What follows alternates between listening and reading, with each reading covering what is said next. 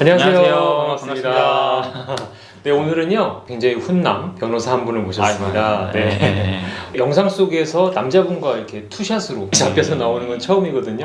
영광입니다, 진짜. 제가 영광이고. 자기소개를 좀 부탁드릴게요. 저는 이호진 변호사라고 하고요. 서울지방변호사회 소속이고 청소년관리법 변호사로 활동을 하고 있습니다. 주로 하고 있는 분야는 학교폭력 사건, 청소년 범죄와 관련된 소년범죄 사건 이런 것들을 전담을 하고 있고요. 지금은 제가 변호사 한 지 한 7년 차, 이제 내년 되면 8년 차 변호사가 됩니다. 제가 학교에서 근무하다 보니까 학교폭력과 많은 좀 관련이 있을 수 있겠다 생각도 하실 수 있는데 그 분야를 전문으로 담당하시는 분은 또 처음 뵙기도 하고 해서 많지는 않습니다. 본격적으로 한번 질문을 드려보겠습니다. 오늘은 변호사라는 직업에 대해서 좀 알아보는 시간인데요. 변호사는 사실 연봉이 굉장히 좋은 전문 직군 중에 대표 직업이잖아요. 연봉이 어느 정도 되는지 좀 시원하게 얘기해 주실 수 있을까요? 이거 지금 내부 기밀을 지금 요청하시는데 제가 다른 변호사님도 좀 생각을 하고 말씀을 드려야 하는 좀 고민이 드네요. 네.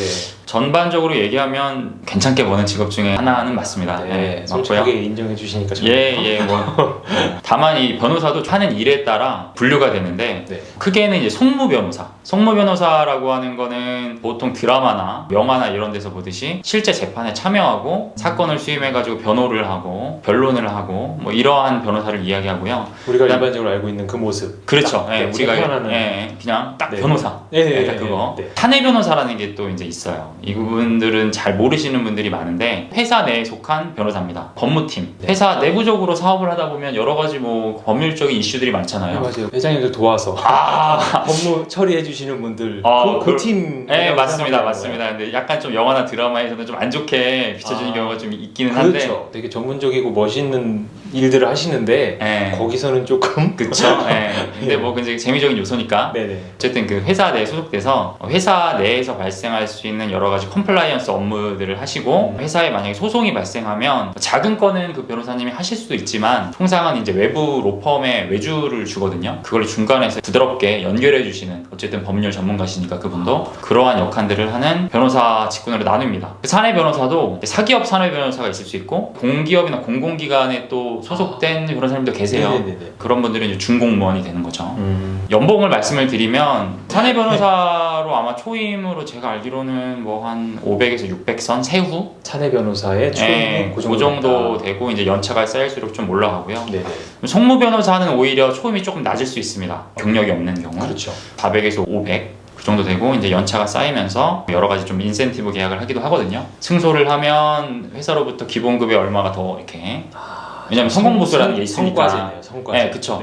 그래야 또 열심히 하겠죠. 그렇죠. 월급이 맨날 고정돼 있으면 고용 변호사 입장에서는 열심히 하겠습니까? 뭔가 더 하고자 하는 그런 의지가 생기게. 그쵸. 경제적 유인이 필요하죠.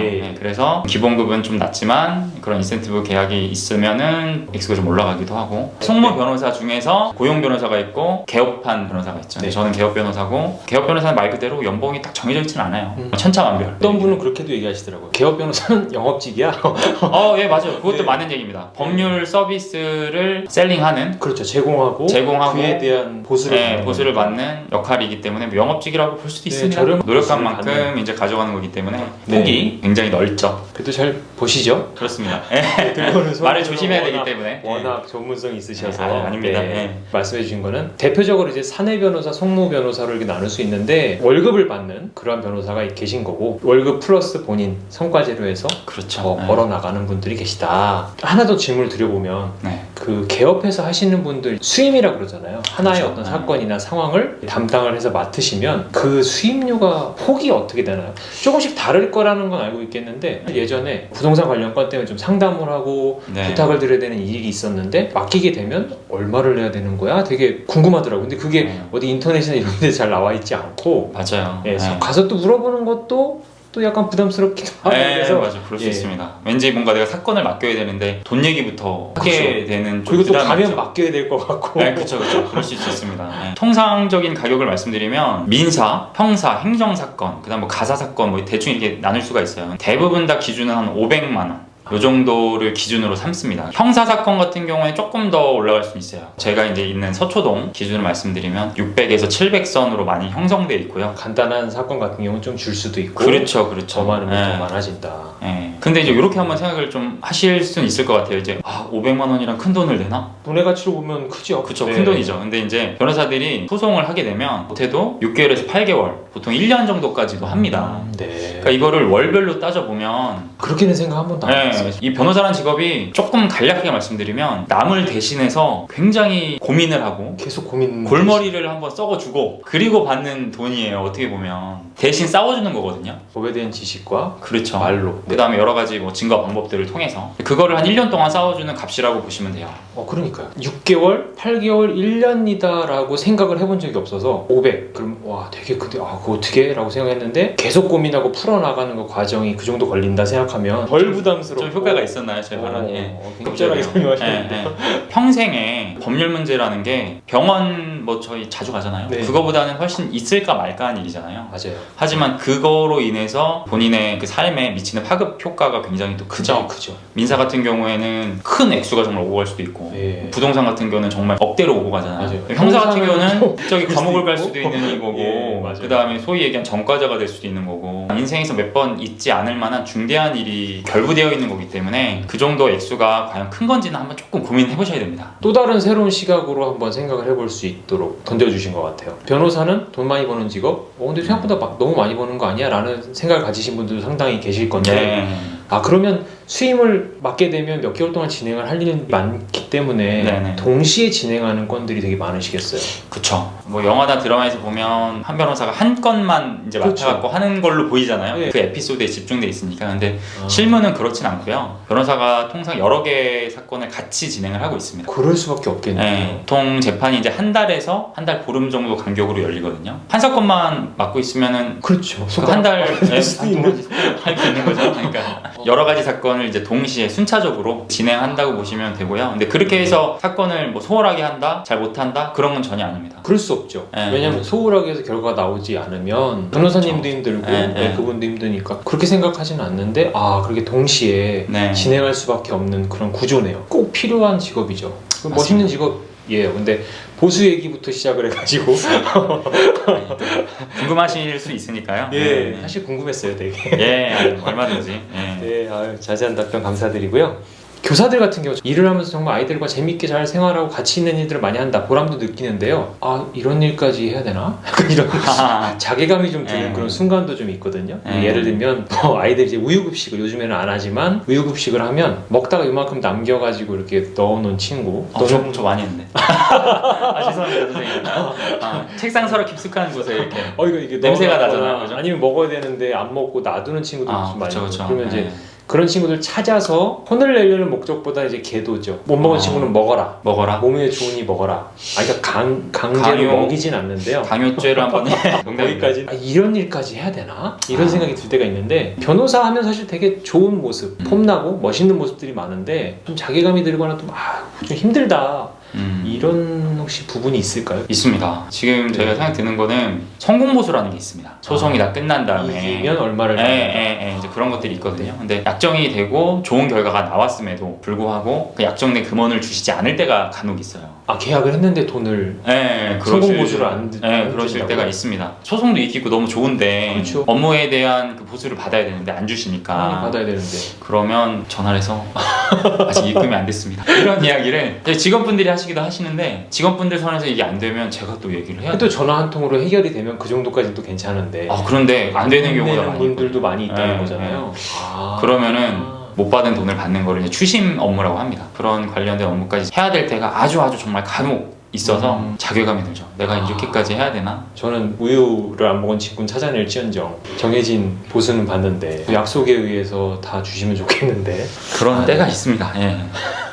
그럼 마지막으로 질문을 하나 더 드려볼게요. 이게 사실 굉장히 궁금했던 부분인데 변호사를 선택해야 되는 상황이 있을 때 어떤 변호사분을 만나면 내가 좀 더 전문적이고 도움을 잘 받을 수 있을까? 변호사님을 선택하는 방법을 좀 알려주시면 좋을 것 같아요. 현실적인 질문이시고 네. 막상 법률 문제 닥치면 아는 변호사가 있으면은 뭐 모를까? 있어도 그 분야 하는 변호사님이 아니면 어떻게 물어보고 어떤 변호사 선임해야 될지 궁금할 수 있죠. 첫 번째는 그 관련된 분야에 경험이 많으신 분을 해야 됩니다.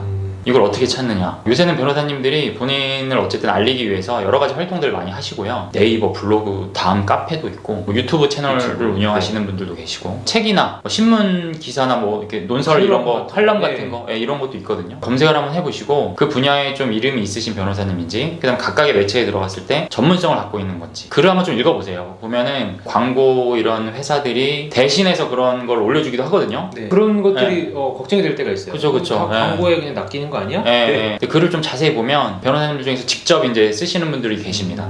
그런 분들이 아무래도 좀 더 열의가 있고 경험도 많을 확률이 높아요. 광고에서 복붙하는 거 말고 진짜 좀 글을 보시고 디자인이 그럴듯하게 갖춰져 있는 것보다 그거보다 블로그에 그냥 정말 내용만 그쵸. 나와서 쓰는 실속이 있는 그 내용이 정말 알맹이가 있는지를 좀 체크를 하시고 성공 사례 이런 것도 좀 보시고요. 그렇게 찾으시면 제일 좋고요. 그 다음에 상담을 한번 좀 해보세요. 직접 가셔가지고 발품 좀 파셔야 됩니다. 비용을 내서라도 상담을 좀 받아보시고요. 상담에 있어서 과장이나 허풍이나 뭐 무조건 이긴다 뭐 이런 이야기 하실 수도 있거든요. 승률 100% 이런 건 안 된다는 거죠. 그쵸. 그런 거는 없어요. 법률 문제 중에 승률이 100% 이건 거짓말입니다. 그런 거 믿지 마시고 사무장님이 무조건 나와서 상담하시는 분들도 계시거든요. 처음부터. 그거보다는 담당 변호사님이 나오셔서 처음부터 끝까지 상담해 주시는 거죠. 끝까지 책임지는 그런 그렇죠. 자세를 한번 보라는 말씀이실 수도 그 다음에 있고. 그 변호사님이 사건을 끝까지 진행해 주실 수 있는지 이런 것까지 체크를 한번 해보시고 믿을만 하면 그때부터 맡기시면 됩니다. 그리고 한번 맡기신 다음에는 그때부터 의심하지 마세요. 그냥 변호사님과 잘 소통하면서 최대한 협조를 해주시면 좋은 결과가 나올 겁니다.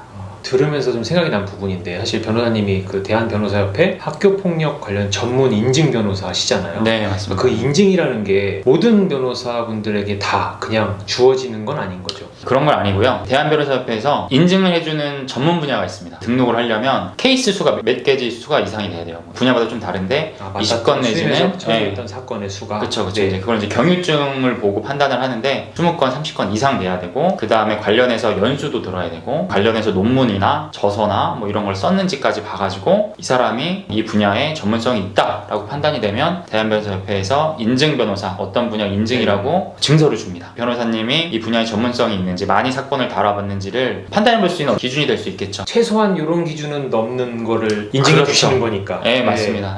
그런 것도 좀 참고하시면 좋을 것 같습니다. 이 법률 관련이라든가 뭐 세무 관련 이런 분들을 만날 때 정말 어떻게 선택해야 되는지 너무 고민들이 많으셨을 것 같아요. 저도 그렇게 했고 그래서 꼭 뵈면 한번 여쭤보고 싶었던 그런 부분이었거든요. 이번 영상에서는 이제 변호사의 매력과 그리고 또 애환이 담긴 부분까지 그렇게 한번 이야기를 나눠봤습니다. 다음 영상에서는요 우리 이효진 변호사님이 학교폭력 전문 변호사세요. 그래서 영상을 시청하고 계시는 부모님들과 학생들에게 일어났거나 또는 안 일어나면 좋겠지만 언제든 일어날 수 있는 그런 분야이기 때문에요. 그 분야에 대해서 한번 자세하게 이야기 나눠보는 시간도 갖도록 하겠습니다.